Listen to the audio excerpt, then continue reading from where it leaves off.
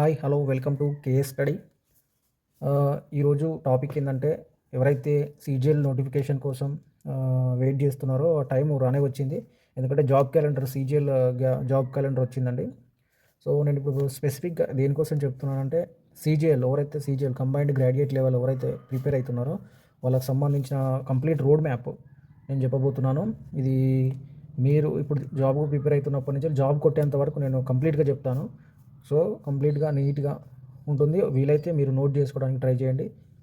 ఇది ఖచ్చితంగా మీరు నేను చెప్పినట్టే ప్రిపేర్ అయితే మీకు జాబ్ ఖచ్చితంగా వచ్చే అవకాశాలు ఎక్కువ ఉన్నాయి. సో ప్లీజ్ వాచ్ అండ్ ఖచ్చితంగా మీరు అర్థం చేసుకుంటారని కోరుకుంటున్నాను. ఓకే, ఫస్ట్ ఏంటంటే combined graduate level examination CGL అంటారు షార్ట్కట్లో. సో నోటిఫికేషన్ వచ్చేసి మార్చ్లో వచ్చే అవకాశం ఉందండి. నోటిఫికేషన్ వచ్చేసి మార్చ్లో ఉంది. అండ్ మార్చ్లో నోటిఫికేషన్ వచ్చి నోటిఫికేషన్ క్లోజింగ్ డేట్ వచ్చి ఏప్రిల్ 26లో ఉంది.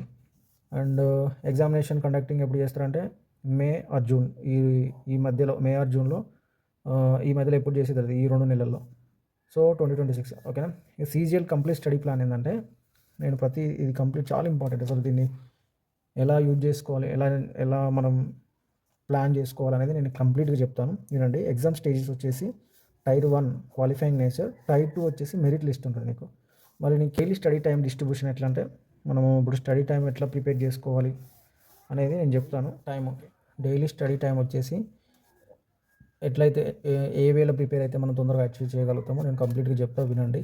అండ్ ఫస్ట్ వచ్చేసి క్వాంటిటేటివ్ అప్టిట్యూడ్ మేజర్ రోల్ పాటిస్తుంది ఈ సీజీఎల్లో కానీ ఎనీ గవర్నమెంట్ సెక్టార్లో.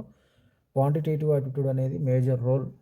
సో మనం ఇది ఒకటి పర్ఫెక్ట్గా నేర్చుకొని ఉంటే సో మిగతావన్నీ కొన్ని గెటిన్ కావచ్చు. క్వాంటిటేటివ్ ఆప్టిట్యూడ్ అనేది స్కోరింగ్ సబ్జెక్టులు, కాబట్టి ఎంత మంచిగా నేర్చుకుంటే అంత బెటర్ ఉంటుంది, అంత బెనిఫిట్స్ ఉంటాయి మనకి.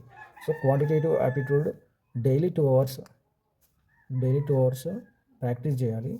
రీజనింగ్ వచ్చేసి ఆల్మోస్ట్ అందరు రీజనింగ్ ఈజీ అనుకుంటారు, బట్ అది ప్రిపేర్ అవుతుంటే అర్థమవుతుంది. రీజనింగ్ కూడా అంత ఈజీ ఏం కాదు, బట్ నేర్చుకుంటుంటే ఈజీ అవుతుంది. సో రీజనింగ్ ఒక 1 అవర్ కేటాయించండి. అండ్ ఇంగ్లీష్ స్కోరింగ్ ఇది మన జాబ్ మెరిట్ లిస్ట్ని, జాబ్ డిసైడ్ ఫ్యాక్టర్ని మనకు ఇంగ్లీష్ చాలా ఉపయోగపడుతుంది. ఇంగ్లీష్ చాలా వస్తుందిలే అని చెప్పి కొంచెం నెగ్లెక్ట్ చేస్తారు, కానీ నెగ్లెక్ట్ చేయకూడదు. ఇంగ్లీష్ ఈజ్ వెరీ ఇంపార్టెంట్, ఇది చాలా ఇంపార్టెంట్ ఇంగ్లీష్ కూడా. దానికి ఒక 1 hour. And GK general knowledge and awareness ఇది ఒక 1 అవర్ ఇట్లా డైలీ ప్రిపేర్ కావాలి. డైలీ నేను ఇప్పుడు 2 అవర్స్ 1 అవర్ తర్వాత మాక్ టెస్ట్. ఇవన్నీ ప్రిపేర్ అయిన తర్వాత మాక్ టెస్ట్ ఒకటి 1 అవర్. సో నేను ఫస్ట్ ఏం చెప్తానంటే ఫస్ట్ క్వాంటిటేటివ్ ఆప్టిట్యూడ్కి ఫౌండేషన్ వీక్స్ 1 to 6 వీక్స్, అంటే 1 to 6 వీక్స్, ఒక నుంచి వెళ్ళి 6 వారాలు క్వాంటిటేటివ్ ఆప్టిట్యూడ్కి కంప్లీట్గా డెడికేట్ చేయండి. ఎందుకంటే వీక్ 1 and 2 వచ్చేసి ఫస్ట్ స్టార్టింగ్ ఏంటంటే నెంబర్ సిస్టమ్ నుంచి స్టార్ట్ చేయండి. నెంబర్ సిస్టమ్ వీక్ 1 or 2 2 వారాలలో ఏం చేయాలంటే మనం number system and LCM and HCF simplifications, percentages వచ్చేసి వీక్ 1 and 2. సో ఈ 2 వారాలలో ఇవి కంప్లీట్గా నేర్చుకోవాలి మనం. Then we move to week 3 and 4. వచ్చేసి ratio and proportion, profit and loss, simple and compound interest. So week 3 and 4 ఇవి 2 వారాలు. అండ్ దెన్ ఇది 2 వారాలు. సో వీక్ 5 and 6 వచ్చేసి time and work, speed and distance, averages and data interpretation basics.